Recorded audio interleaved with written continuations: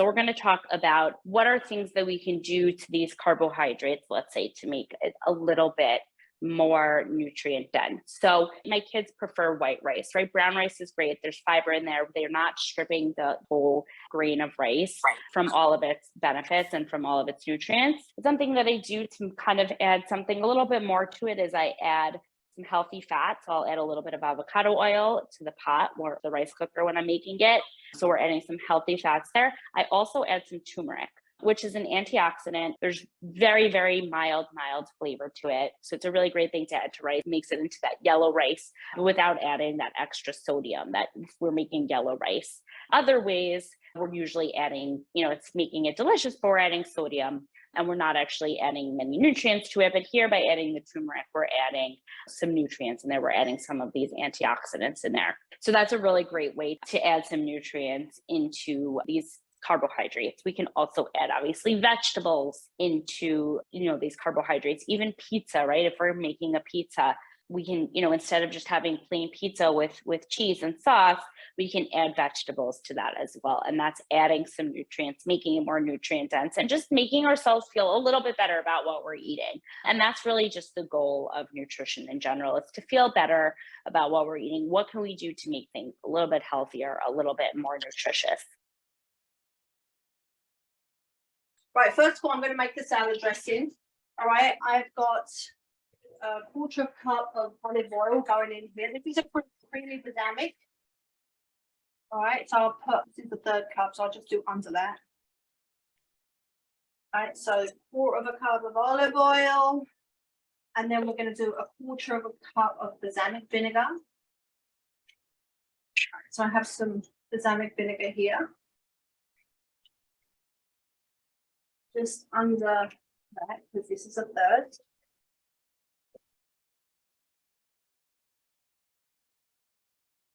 I have some fresh basil. I usually buy the plants from Trader Joe's and then just put them in, like a pot until they die. But this year I planted them and they're so beautiful. The smell is unbelievable. And it smells so good. So I'm going to use a half a cup of fresh basil. Don't have to be perfect, but yeah, that works. I'm going to use that. And then 1 teaspoon of honey. I have some honey from the farm. Delicious honey. It's honey. And then we've got some salt and pepper to go in there. We'll do quarter of a teaspoon of salt, guesstimate, and a quarter of a teaspoon of pepper. Blend that. Beautiful homemade salad dressing. You should always test your salad dressing, and you can always, if you have to add something to it before you put it on your salad. Absolutely delicious. So I'm going to put this on the plate first. Like, move it around.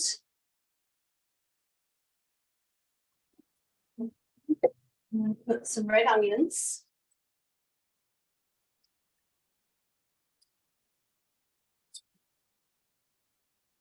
Do the onions first because it looks strong. Then I'm going to add some spinach. There's plenty of vitamins. Spinach, good for you.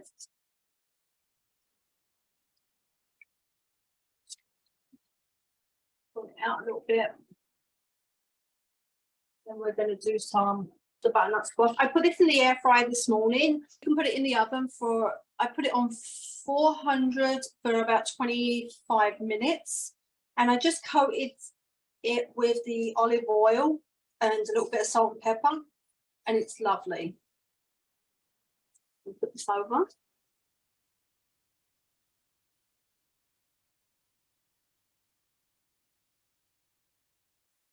Put that over.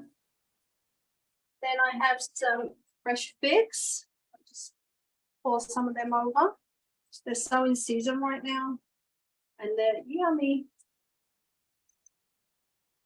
Then some cheese cubes. I cut up some cheddar cheese. I think that's enough cheese. And then just to finish it off, you can use any kind of nut that you want. I'm using toasted pecans.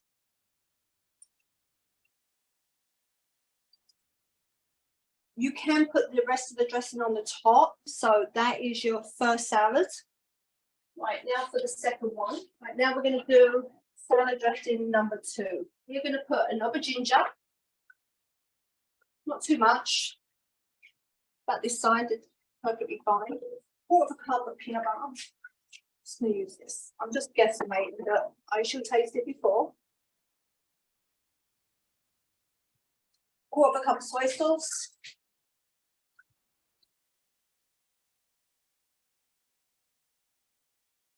See, at least you know what ingredients are going in your salad dressing. So much better than not knowing. 1 teaspoon of honey.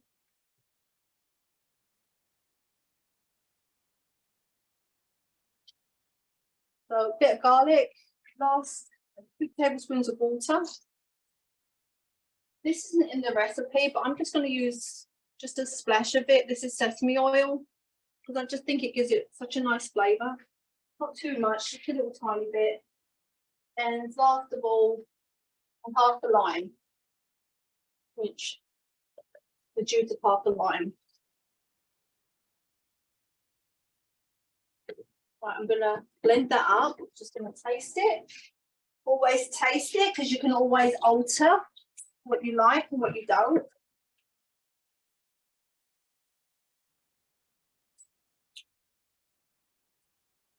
Yeah, that's good. I think it needs a touch more honey, but I'll work with that after. So we're gonna put our lettuce. I tried to get red cabbage, but I couldn't get any, so I just brought some like mixed slaw with some red cabbage in. And put some chopped cucumbers.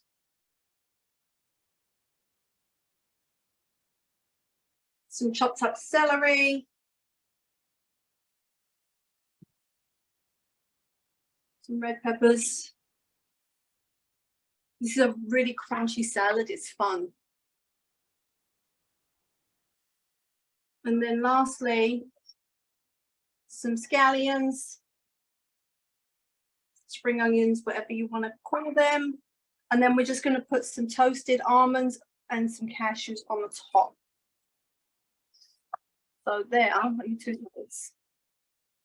So I have the salads here. So you have 2 salads with homemade salad dressings. You don't have to go into the shop and buy them. It's like a lot of sugar in them and things like that. And then the water of the week, I'm actually using sparkling water today with some fresh cut up strawberries and lime.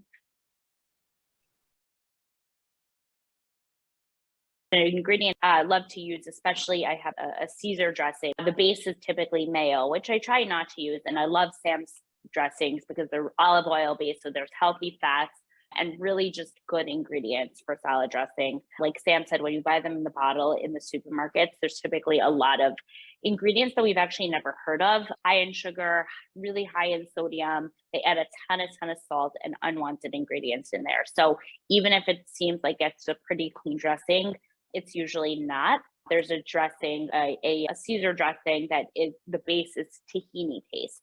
So tahini is a really, really good base for dressings. It's good to use in marinades as well. There's a ton of protein. There's actually in 2 tablespoons, which is 1 serving, there's actually 8 grams of protein, which is a complete protein. 15 grams of carbohydrates is a complete carbohydrate. So 8 grams of protein is a complete protein.